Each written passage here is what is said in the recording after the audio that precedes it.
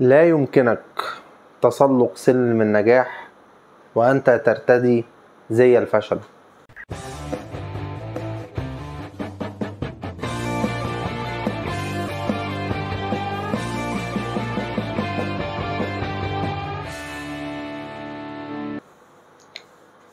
السلام عليكم ورحمة الله وبركاته. أهلا بكم في حلقة جديدة مع حمراوي فاتها في الشبكة. مش عارف أبدأ منين، بس النهاردة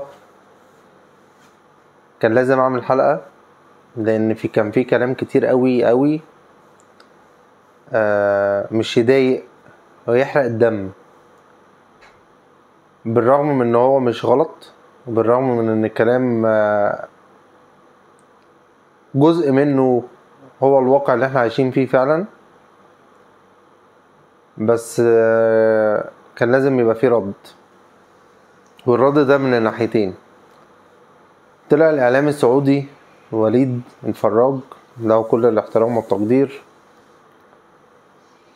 كان بيتكلم عن النصر والهلال وبيقول لك ان ده ديربي الشرق الاوسط. فجه مشجع سواء اهلاوي او زملكاوي او مصري عموما قال له ديربي الشرق الاوسط ايه؟ الاهلي والزمالك هو ديربي الشرق الاوسط، وده اللي كل اجيالنا اتربوا عليه، ودي كانت الحقيقة لحد من كام سنة لسه هنتكلم في الموضوع ده. فراح رد عليه رد وجعني بصراحة. قال له اهلي وزمالك ايه؟ انت بتقارن ايه بايه؟ اللي هو ملخص الموضوع ان انت بتقارن ايه بايه. شوف اللعيبة اللي عندكم مين واحنا اللعيبة اللي عندنا مين. شوف مين بيتفرج على الدوري بتاعكم ومين عندنا بيتفرج على الدوري بتاعنا. شوف احنا عندنا لعيبة اسمائها واحجامها ايه بالظبط وانتوا عندكم ايه. ويا ريت تتقبلوا الايه، يا ريت تتقبلوا الامر الواقع وتتعايشوا بيه الفترة اللي جاية. كلام يوجع، والكلام ده لو ما خدوهوش هنا في اتحاد الكورة ووزير الرياضة والاعلام بمحمل الجد شوية، هنفضل على الحال ده ويمكن اسوأ كمان، ويبقى على الله حكايتنا خلاص بمعنى الكلمة. خلاص يعني مفيش امل، مش هيبقى فيه امل لو فضلنا بعد اللي حصل ده على وضعنا وزي ما احنا، ما فيش اي تغيير. ازاي نوصل للمرحلة دي؟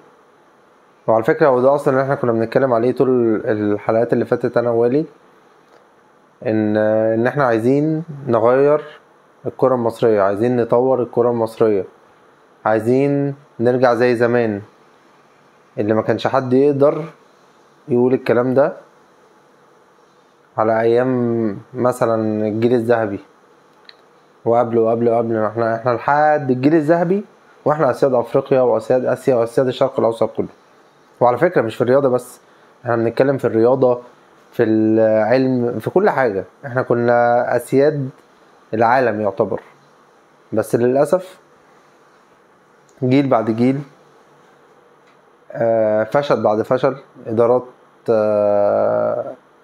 ووسايط وإعلام بيخبي الحقائق، حاجات كلنا عارفين ان يعني وضعها الأخير ان اللي احنا فيه.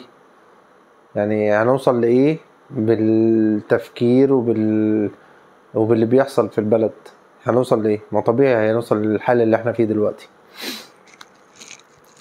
انا مش يعني انا متضايق، مش عارف اعبر على اللي جوايا، بس بجد لازم يبقى فيه تغيير. احمد دياب رد على التعليق بتاع الاعلامي وليد فراج، قال له شاء من شاء وابى من ابى، الاهلي والزمالك هو ديربي الشرق الاوسط. بس يا استاذ احمد دياب، يعني عايز اقول لك ان احنا لو فضلنا كده ولا شاء بقى من شاء ولا ابى من ابى، اللي الاعلامي وليد فراج قاله هيبقى هو ده الواقع. لان انت هنروح فين بعد كده؟ ما احنا فعلا ما فيش جماهير، بقالنا كام سنة مفيش دوري، مفيش لعيبة، مفيش تحكيم، مفيش رياضة، مفيش رياضة في مصر. فانت بترد على ايه؟ هو الرد مش بالكلام، الرد مش بالكلام. عايز ترد على الكلام اللي بيتقال ده كأفعال. فين الأفعال؟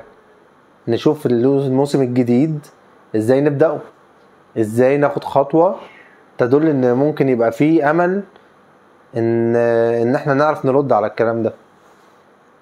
يبقى فيه لوائح، في قوانين، في ترتيب محترم يمشي عليه الموسم، في تغيير جذري لكل الإدارة، في استخدام كوادر جديدة، في تغيير النهج الإعلام الثابت اللي بقاله كام سنة ما بيتغيرش. لازم يبقى في تغيير. بس أنا ده نقطة من ناحية الإدارة. أنا النقطة التانية اللي عايز أتكلم فيها الجماهير. لازم جماهير الأهلي والزمالك، لازم جماهير الأهلي والزمالك يفوقوا. انا اهلاوي وبتكلم احنا كلنا اصحاب، وعلى فكره في الاول في الاخر الاهلاويه والزملكاويه كلهم اصحاب، وفي الاول في الاخر التحفيل على بعض وبنهزر وبتاع.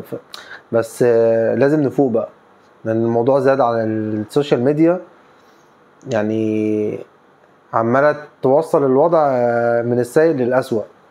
فلازم الجماهير تفوق، الاهلي والزمالك، جماهير الاهلي والزمالك بالذات لازم نقف بقى عشان مصر، مش عشان اهلي وزمالك. خلاص الاهلي والزمالك معروف كألقاب، هو اكتر فريقين واخدين ألقاب في القارة، مش محتاجين نتكلم، ومش محتاجين نقول ان الديربي بتاع الاهلي والزمالك هو ديربي الشرق الاوسط. ده حقيقي وما فيهوش نقاش. بس اللعب بالكلام وتغيير التاريخ حاليا هو ده اللي بيحصل، فلازم نفوق. ما هم دلوقتي عايزين يغيروا الوضع ده، عايزين يخلوا السعودية. انا كل احترام، انا بحب السعودية وبحب السعوديين وما عنديش اي مشاكل معاهم، بس وضع طبيعي كل شخص منتمي لبلده بيبقى عايز بلده تبقى هي الرائدة في المجال بتاعها، في مجال الرياضة او العلم او اي مجال طبيعي. فعشان يعرف يعمل كده لازم يبدأ من دلوقتي، زي ما هم بدأوا وغيروا وجابوا لعيبة احسن لعيبة في العالم وعمالين يصرفوا في فلوس، مع ان ده هيضرهم بعد 3 سنين.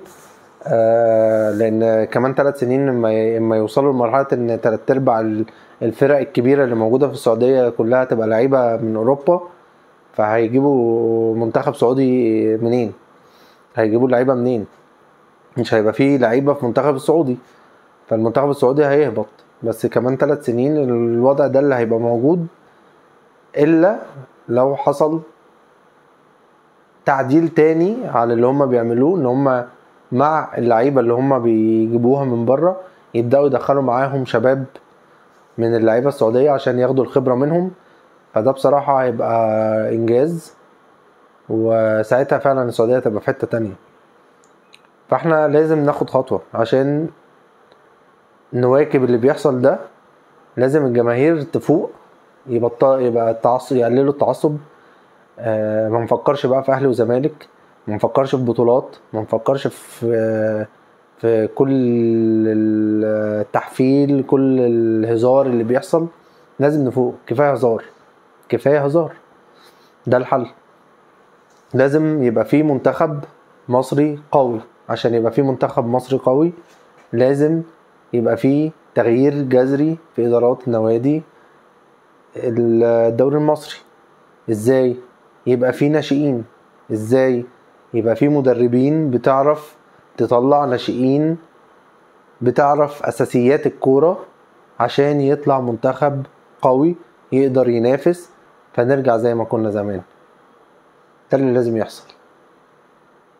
فأرجو من الإعلام يفوق ويبدأ بقى يبطل،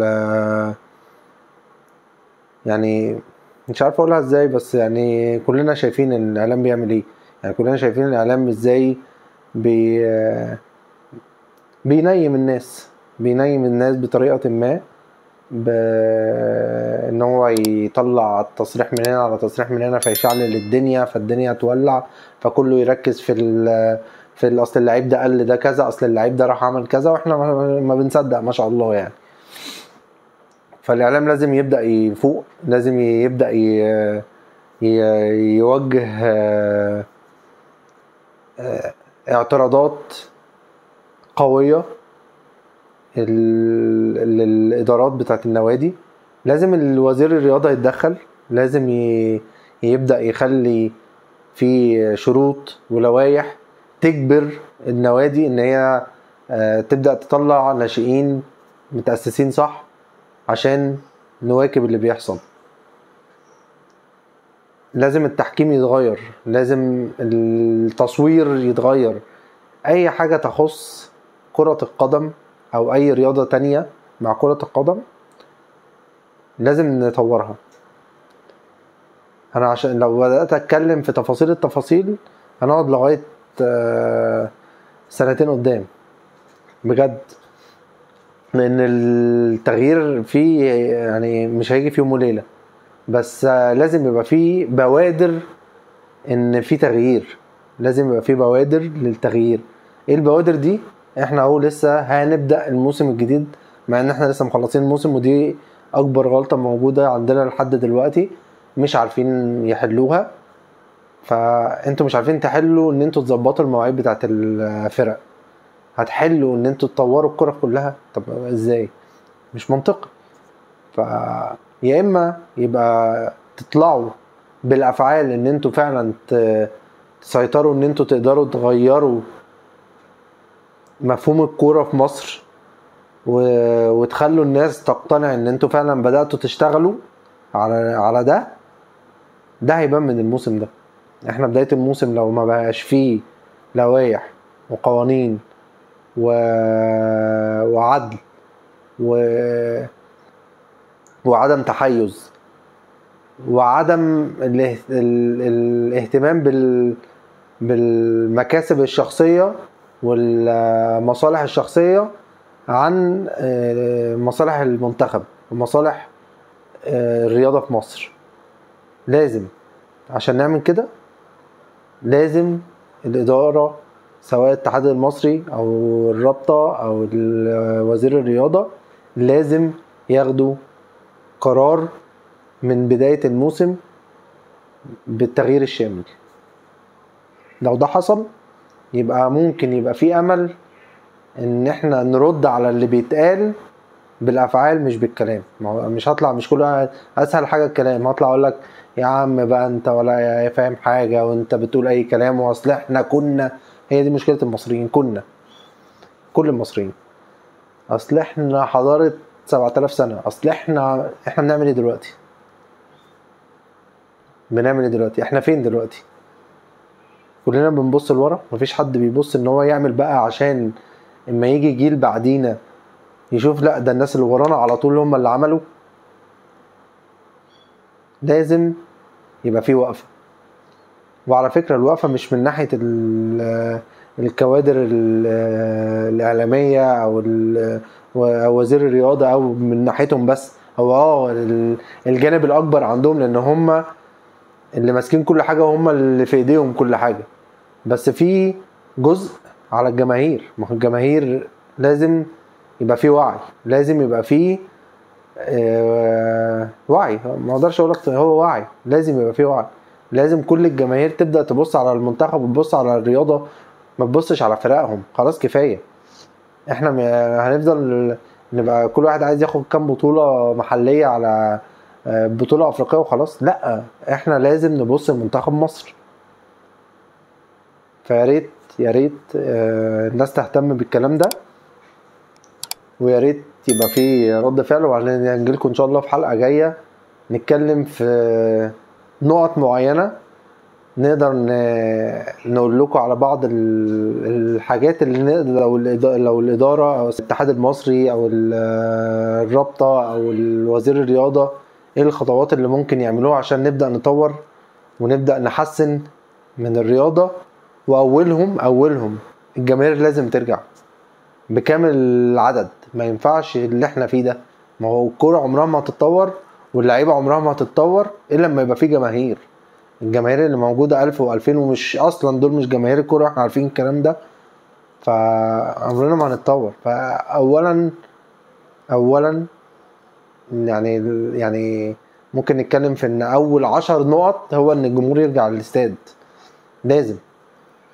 بس هنتكلم يعني الموضوع لسه انا بس محروق دمي فمش قادر ان انا امسك نفسي.